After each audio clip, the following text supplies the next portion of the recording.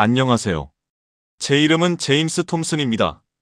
영국 런던에서 태어나 옥스퍼드에서 사회인류학을 공부했고, 지난 12년간 동아시아의 공동체 문화를 연구해 왔습니다.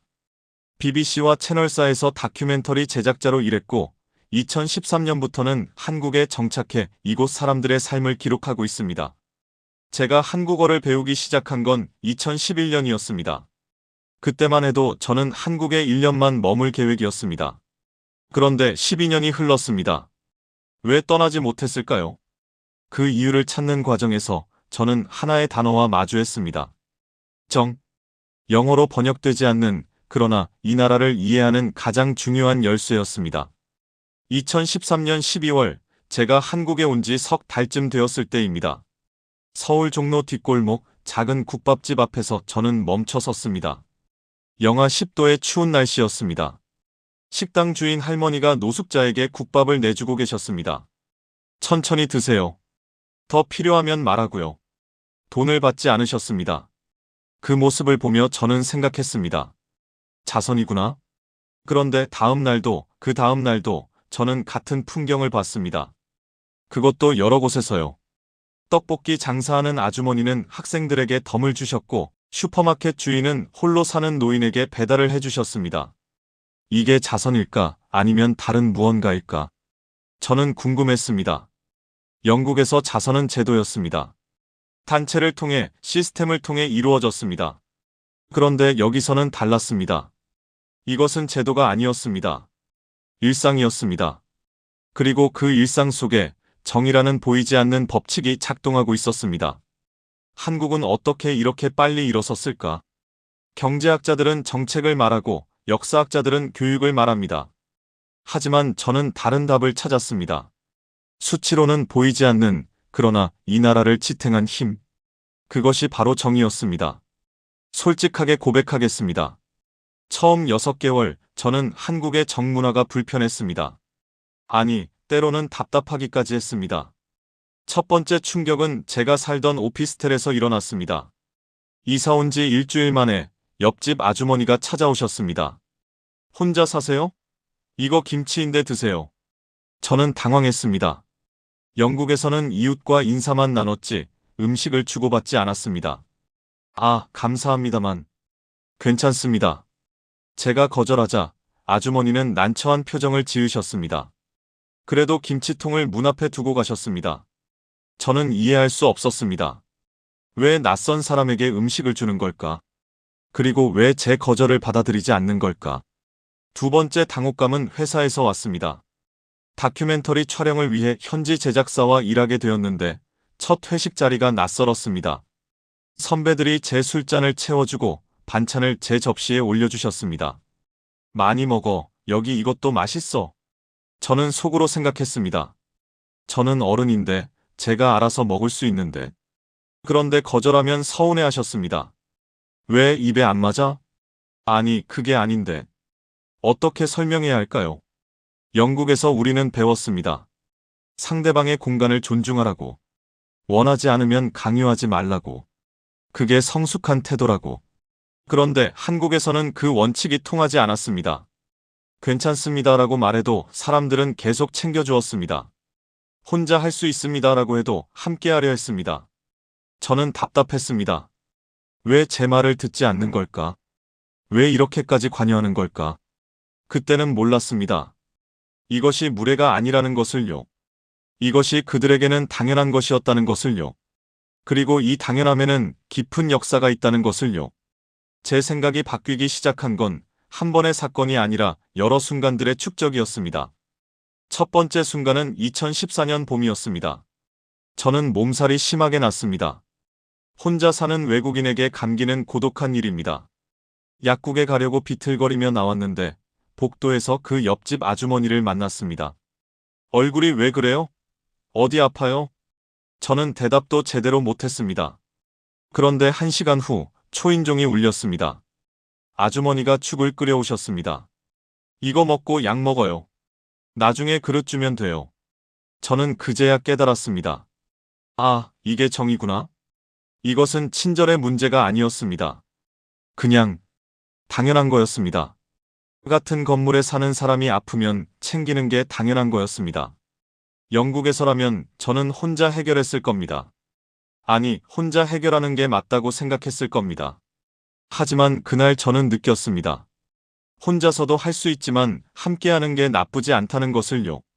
두 번째 순간은 그해 겨울 빙판길에서 일어났습니다. 제가 넘어진 그날을 저는 평생 잊지 못할 겁니다. 골목길에서 미끄러져 발목을 심하게 접질렀습니다. 일어나려는데 발을 디딜 수가 없었습니다. 그때였습니다. 시장에서 돌아오시던 할머니 세 분이 달려오셨습니다. 아이고, 어쩌다가. 괜찮아요? 한 분은 제 팔을 붙잡으셨고 한 분은 제 가방을 들어주셨습니다. 또 한 분은 앞에서 길을 안내하셨습니다. 천천히, 천천히. 여기 약국 있어요. 저는 당황해서 말했습니다. 괜찮습니다. 제가 할 수 있습니다. 그러자 할머니 한 분이 말씀하셨습니다. 혼자 할 수 있는 거 우리가 모를까? 그래도 도와야지. 우리 아들 뻘 되는데. 그 말이 제 가슴에 꽂혔습니다. 할 수 있어도 도와야 한다. 우리 아들 뻘 되는데. 저는 그분들의 아들이 아닙니다. 심지어 한국 사람도 아닙니다. 그런데 그분들에게 저는 우리였습니다. 약국까지 함께 가주시고 파스까지 사주시고 천천히 집에 가요 하고 손을 흔들어 주셨습니다.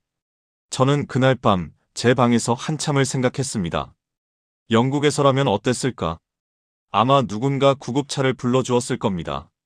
그리고 전문가가 처리했을 겁니다. 시스템이 작동했을 겁니다. 하지만 여기는 달랐습니다. 시스템보다 먼저 사람이 움직였습니다. 그리고 그 사람들은 저를 외국인이 아니라 우리로 봤습니다. 저는 그때 이해하기 시작했습니다. 정은 선택이 아니라는 것을요. 그것은 이 사회가 작동하는 기본 운영체제였습니다. 그 후 저는 의도적으로 시니어 분들을 더 많이 만났습니다. 다큐멘터리를 만들면서 그분들의 삶을 기록하기 시작했습니다. 그리고 저는 알게 되었습니다. 정에는 뿌리가 있다는 것을요. 경북 안동의 어느 시골 마을. 거기서 만난 김순자 할머니는 올해 78세셨습니다. 젊었을 때 사진이 있으시면 보여주실 수 있으세요? 제가 물었습니다.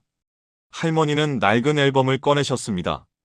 흑백 사진 속 20살 할머니는 정말 아무것도 걸치지 않은 듯 가난해 보였습니다. 1960년대만 해도 우리는 정말 아무것도 없었어요. 할머니가 천천히 말씀하셨습니다. 쌀도 부족하고 돈도 없고 한 달에 보리밥 먹는 날이 더 많았어요. 그럼 어떻게 사셨어요? 서로 나눠 먹었지. 옆집에 쌀이 떨어지면 우리가 조금 줬어요. 우리 집이 없으면 옆집이 줬고. 왜요? 할머니는 제 눈을 똑바로 보셨습니다. 그땐 서로 안 도우면 못 살았어요. 옆집이 굶으면 우리 집도 위험했으니까. 그 말이 저를 멈추게 했습니다. 옆집이 굶으면 우리 집도 위험하다. 이것은 동정이 아니었습니다. 이것은 계산이었습니다. 냉정한 생존 계산이었습니다. 함께 살아야 내가 산다. 그게 정의 출발이었습니다. 할머니는 계속 말씀하셨습니다. 한 번은 말이지, 우리 큰애가 아팠어요. 열이 펄펄 끓었는데 병원 갈 돈이 없었어요. 할머니의 목소리가 떨렸습니다. 그때 동네 사람들이 돈을 모아줬어요. 십시일반이라고 10사람이 한 숟갈씩 보태면 한 그릇 된다고. 그렇게 모은 돈으로 병원 갔어요. 그 돈은 갚으셨어요? 제가 물었습니다. 할머니는 웃으셨습니다. 갚으라고 준 게 아니었어요. 나중에 다른 집이 어려우면 우리가 도우면 되는 거였어요. 그게 정이에요. 저는 그제야 이해했습니다. 정은 빚이 아니라는 것을요. 그것은 순환이었습니다. 오늘 내가 받으면 내일 내가 준다. 누가 먼저랄 것도 없이, 누가 얼마를 계산할 것도 없이 그냥 흘러가는 거였습니다. 서울 마포에서 만난 이철수 할아버지는 더 절절한 이야기를 들려주셨습니다. 전쟁 때 부산으로 피난 가셨던 분이었습니다. 판잣집에서 살았어요. 비 오면 물 새고 바람 불면 집이 흔들렸어요. 할아버지는 먼 곳을 보셨습니다. 10가구가 한 우물 썼어요. 밥도 돌아가면서 해먹었어요. 누가 쌀이 있으면 죽을 쓰고 다 같이 먹었어요. 왜 그렇게 하셨어요? 그때는 내 것이 없었어요. 할아버지가 말씀하셨습니다. 다 우리 것이었어요. 안 그러면 다 죽었으니까. 그분은 더 이상 말을 잇지 못하셨습니다. 눈가가 붉어졌습니다. 한참 후에야 다시 입을 여셨습니다. 전쟁통에 우리 막내 동생이 굶어 죽었어요. 5살이었어요. 그 뒤로 저는 굶는 사람을 못 봐요. 길에서 누가 굶고 있으면 그냥 못 지나쳐요.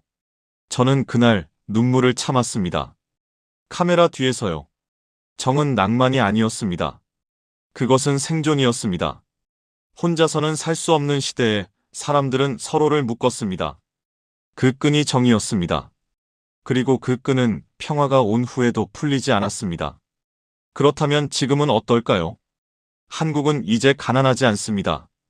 굶는 사람도 없습니다. 그렇다면 정도 사라졌을까요? 아닙니다. 오히려 저는 위기가 왔을 때 그 힘이 더 분명히 드러나는 것을 봤습니다. 2020년 코로나가 세계를 덮쳤습니다. 저는 런던에 있는 어머니와 매일 영상통화를 했습니다. 어머니는 걱정이 많으셨습니다. 제임스, 슈퍼마켓에 물건이 없단다. 사람들이 휴지까지 사재기해. 병원은요? 의사들도 두렵대. 마스크도 부족하고. 그런데 서울은 달랐습니다.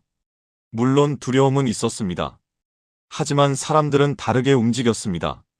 마스크가 부족하자 사람들은 줄을 섰습니다. 새벽 6시부터 약국 앞에 조용히 서 있었습니다. 새치기 하는 사람도 없었습니다. 영국에서는 싸움이 일어났습니다. 마스크를 사려고 사람들이 다퉜습니다. 그런데 여기서는 질서가 있었습니다. 왜일까요? 제 아파트 경비 아저씨가 말씀하셨습니다. 우리가 다 어려운데 내가 새치기 하면 누군가는 못 사잖아요. 그럼 안 되죠. 그리고 더 놀라운 일이 일어났습니다. 노인들이 마스크를 구하기 어렵다는 뉴스가 나오자 젊은 사람들이 대신 사주기 시작했습니다. 제가 사는 동네에서도 봤습니다. 20살쯤 되어 보이는 청년이 할머니에게 마스크를 건넸습니다. 할머니, 이거 쓰세요. 얼마야? 그냥 쓰세요. 저는 있어요.